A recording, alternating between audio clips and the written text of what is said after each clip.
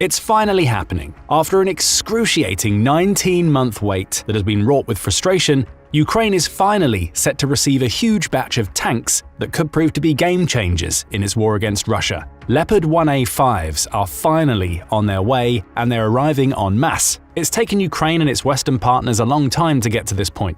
For most of the war, Russia has managed to maintain a massive numbers advantage when it comes to tanks. Ukraine has bravely defended itself, using everything from clever armored vehicle assaults to javelin missiles to decimate Russia's tank stocks. But the Russian heavy machinery kept on coming, and Ukraine found itself at a clear disadvantage on the ground. That's all about to change. The arrival of this huge batch of Leopard 1A5s won't mean that Ukraine suddenly has more tanks on the field than Russia, not even close. But it does mean that Ukraine now has a lot of very capable tanks that it can use to crush Russian forces. But there are questions. Just how many Leopards is Ukraine set to receive? Why did it take so long to get them? And why will this agile tank be such a game changer for Ukraine? Those are the questions we'll answer in this video, starting with the most important: just how many Leopard 1A5s are arriving in Ukraine? The simple answer is at least 155. However, if the Ukraine war has taught us anything, it's that nothing is really simple. Around 2 years ago, a three-country consortium, including Belgium, the Netherlands, and Germany, the latter being the leader of the three, pledged the 155 Leopards to Ukraine. Between the date that pledge was made and September 2024, only 58 of the 155 had arrived. Why? Parts shortages and technical issues massively delayed the arrival of these powerful tanks, and we'll dig into the reason why in a few moments, but the consortium has finally managed to pick up the pace. Between September and December 2024, the three countries managed to ship an additional 45 tanks, almost equaling the amount it had sent during the previous 2 years in just 4 months. Ukraine will be very happy about this ramped-up delivery schedule. As Forbes reports, the Leopard 1A5 will become the most numerous Western tank it has in its arsenal once all of the 155 arrive. It'll stack up well with the 104 more modern Leopard 2 tanks Ukraine has, as well as easily dwarfing the American M1s and 14 British Challenger 2s Ukraine has received from its Western allies. The most recent Leopard 1A5 shipment was announced on December 23rd, with Ukraine set to receive another 22 of the tanks. They'll arrive alongside a host of other weapons, including German-made artillery, air defense units, and armored trucks as part of the 11 billion euros, or about $11.33 billion in military aid that Germany has sent to Ukraine in 2024 to combat Russian President Vladimir Putin's invasion.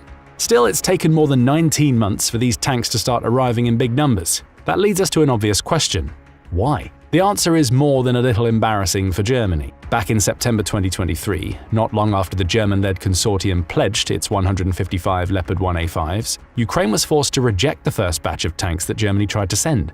The Leopards were riddled with technical problems that Ukraine's engineers simply didn't have the training or skills to fix themselves. Some of those problems were the result of general wear and tear, which were made more problematic by the fact that the parts needed to fix the tanks were in short supply. This wasn't the first time Ukraine was forced to reject German-made Leopard tanks. Previously, Berlin had sent an advance guard of 10 tanks to Ukraine, only for Kyiv to determine that they were unsuitable for deployment in their current state. Bear in mind that Ukraine was at that point desperate for any armored units that it could use to break through the defensive lines Russia had created to fend off Ukraine's 2023 counteroffensive. The fact that Ukraine wouldn't use these tanks, despite that desperation, tells you all you need to know about the state of that initial batch of Leopard 1A5s. And Germany's engineers agreed. After getting the tanks back from Ukraine, Germany conducted its own inspections and concluded that further work was needed on the tanks to make them suitable for active service. Several media outlets, including the UK's Spectator magazine, speculated that these issues could spell the end of the Leopard in Ukraine. The magazine asked whether German tank design and construction have become too complex and sophisticated for their own good,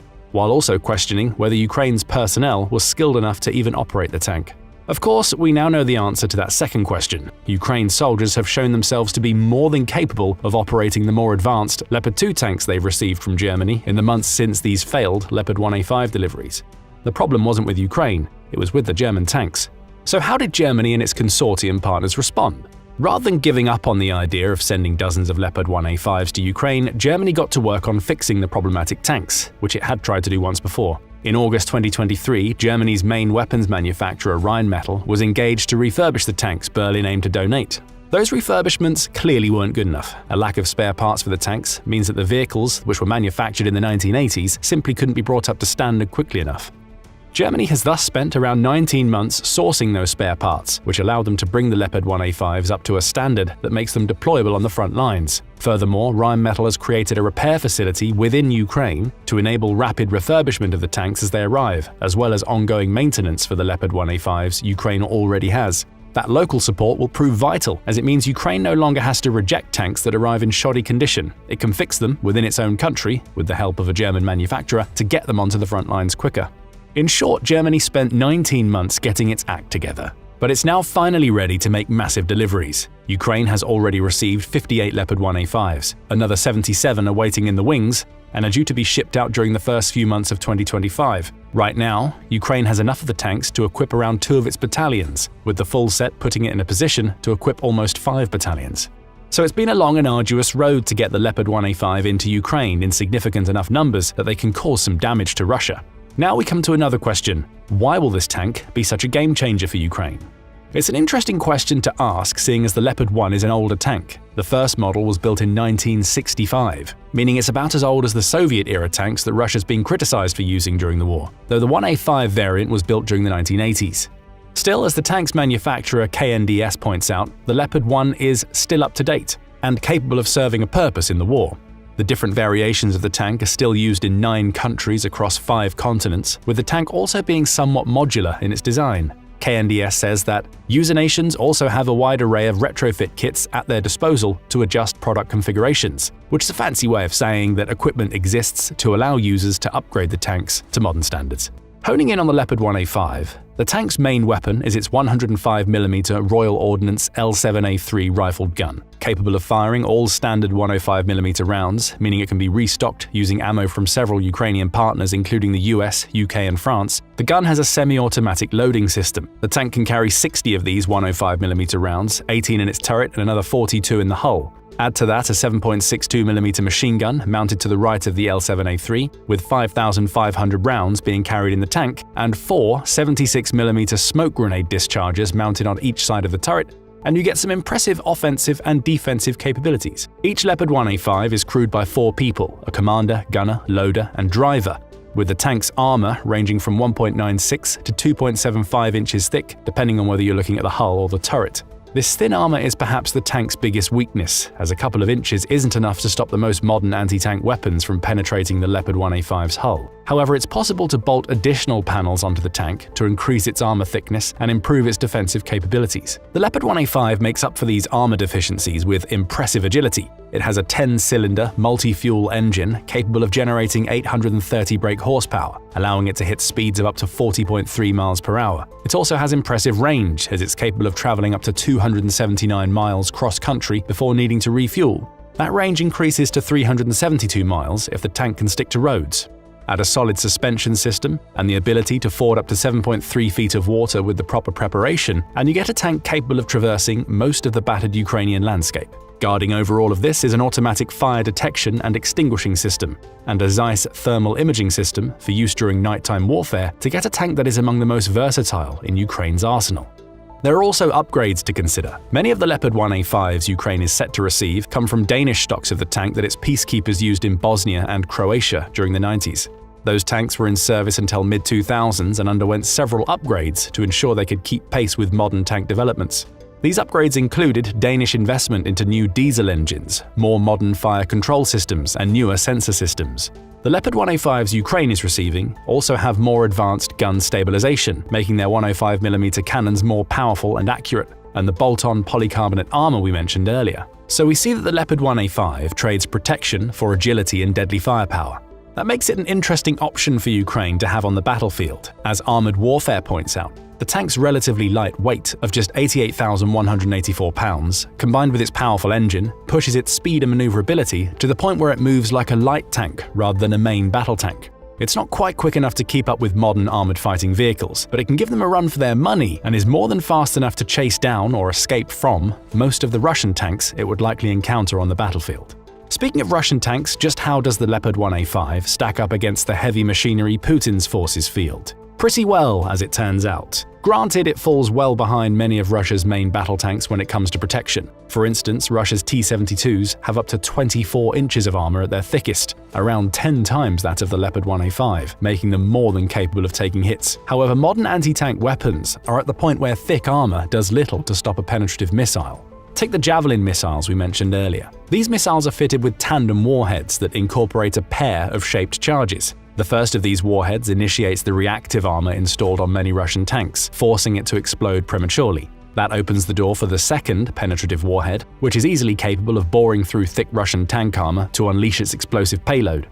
The point we're making here is that thick armor helps a tank survive, but it's not as important in modern tank warfare as it was before the emergence of these modern counters. So the Leopard 1A5's thinner armor isn't as much of a disadvantage against Russian tanks as it may appear, especially when you add the German tank's agility into the mix. A T-72 may be able to take a heavier hit, but it may not be able to deliver an equivalent hit to a Leopard 1A5 that can circle around and avoid its turret. Then there's the Leopard's main gun to consider. This 105mm cannon shoots faster and hits hard enough to take out almost any armored vehicle the tank's operators are likely to encounter in the field. That's according to the Kyiv Post, which says, a Ukrainian crew operating the older Leopard should be able to shoot first, hit, and destroy almost all current Russian armored vehicles at any range. The only counter Russia has to this tank is its later model tanks, such as the T-90. And we already know that Russia is running out of those. It's lost 100 already and only had 67 at the beginning of the war, meaning it's burning through the few new T-90s being produced. A Leopard 1A5 might run into a T-90 on the battlefield, but it's far more likely to come across T-70 series tanks or older, with the Leopard's speed and faster firing rate giving it a clear advantage. So the 1A5's main gun can fire faster than most Russian equivalents, but that's not all. It's also equipped with lethal sabot rounds that improve its penetrative power when facing down Russian T-72s. Forbes reports that there are two types of ammunition that Ukraine really wants for its Leopard 1A5s. America's M900 and Germany's DM63 armor-piercing, discarding sabot rounds. These rounds weigh 40 pounds each and contain 25mm depleted uranium or tungsten darts that are implanted into a shoe. When the round leaves the Leopard's barrel, the shoe flies off, leaving the dart to fly towards its target at speeds of up to 3,068 miles per hour. That's around Mach 4, making the round almost impossible for an opposing tank to avoid once it's been fired. These powerful dart rounds can penetrate up to 23.6 inches of solid steel. That isn't quite enough to push through the 27.5-inch hull of a Russian T-72 tank, but the turret, which maxes out at 18.7 inches, well, that's another story entirely. Ukraine's Leopard tanks would have the ability to fire these powerful sabot rounds from thousands of yards away, with their speed being such that the T-72 wouldn't have time to react before the round splits through its turret's armor. And once the sabot dart makes its way through, the tank would be done for. To understand the devastation a single one of these powerful rounds would cause, we can refer to the Ukrainian news website Sensor's description of what happened to a T-72 B3M tank when Ukraine fired a similar Russian-made sabot at its turret. That sabot, which is dubbed Mango and is reportedly weaker than the rounds Ukraine could receive from the US and Germany, reportedly pierced the T-72's hull and instantly killed the tank's gunner. Photos from the scene show a splash of blood inside the turret from where the sabot round hit, with Sensor claiming that the shot terrified other Russian tank operators so much that they ran away from their vehicles. Forbes also reports that the weaker Russian round not only killed the T-72's gunner, but also traveled deep enough into the tank to nip its commander, eventually causing him to bleed to death. Worse still for the Russian tank operators, the captured T-80 Ukraine used to fire the round was over 11,500 feet away. That underscores the weaknesses inherent to a T-72's hull. It also highlights the devastating power of even a soft and weak sabot round. If Ukraine had used the M900 or DM63 to make this shot, it's likely the round would have penetrated through the other side of the T-72's turret. This creates some interesting possibilities for the Leopard 1A5 when used on the battlefield. If it's equipped with these powerful sabot rounds, it could take advantage of its superior agility and accurate faster cannon to take out an enemy tank's gunner. That would essentially leave the tank weaponless, making it easy pickings for other armored vehicles or on-foot troops wielding javelins and rocket-propelled grenades. By now it's pretty clear why the Leopard 1A5 has the potential to be a massive game-changer for Ukraine. Yes, it's an older tank, with most having been manufactured in the 80s, but it's fast and agile, meaning it can easily evade Russia's clunkier and heavier T-72s. It also has an extremely accurate gun that fires quicker than most Russian tanks can manage, and if equipped with lethal, penetrative sabot rounds, Ukraine could use its Leopards to take out opposing tank crews while leaving the machinery itself in good enough condition to reclaim and use against the very country that built it. That's terrifying for Russia. So too is the fact that Ukraine is likely to use its new shipments of Leopard 1A5s to equip the recently formed 155th Mechanized Division, which already has Leopard 2 tanks, along with several others of the 12 heavy brigades it created toward the end of 2024. Each of those brigades typically has a tank battalion containing 31 tanks. With at least 155 Leopard 1A5s making their way into Ukraine in the coming months, that means there should be enough to fully equip 5 of these battalions. Simply put, Ukraine's ground forces are getting stronger at a time when Russia is still struggling to account for its own massive tank losses. However, Ukraine will still have some work to do to boost its new fleet of tanks, specifically when it comes to its defensive capabilities. They already have polycarbonate armor panels thanks to the Danes, who used the tanks before they arrived in Ukraine. The Ukrainians will likely boost these defenses by equipping their new Leopard 1A5s with anti-drone netting and reactive armor, so they're capable of standing up to the more agile threats Russia can present to its tanks. Those defenses are already in place on the 58 Leopard 1A5s Ukraine have been receiving up to September 2024. Only 6 of those tanks have been confirmed destroyed, meaning Ukraine has the majority of them still available for use. Add another 100 or so to that stockpile, and the country now has a tank force that's capable of causing some serious damage to Russia's ground forces. The Leopard 1A5 isn't a silver bullet capable of winning the war in Ukraine, but it is an immensely useful weapon to which Ukraine has only had limited access until now. With a local repair plant and greater commitments from its allies in place, Ukraine now has a source of very effective tanks that it can use to enhance its operations throughout the country. That's the last thing Putin wants when he's trying so hard to claim more territory in the Donbass. But what do you think about the Leopard 1A5 and its arrival en masse in Ukraine? Will Ukraine get its hands on the specific types of rounds it needs to make the tanks super effective? How will Russia counter the Leopards? Share your thoughts in the comments below, and thank you for watching the video. Now go and check out This German Weapon Brings the Russian Air Force to its Knees, or click this other video instead.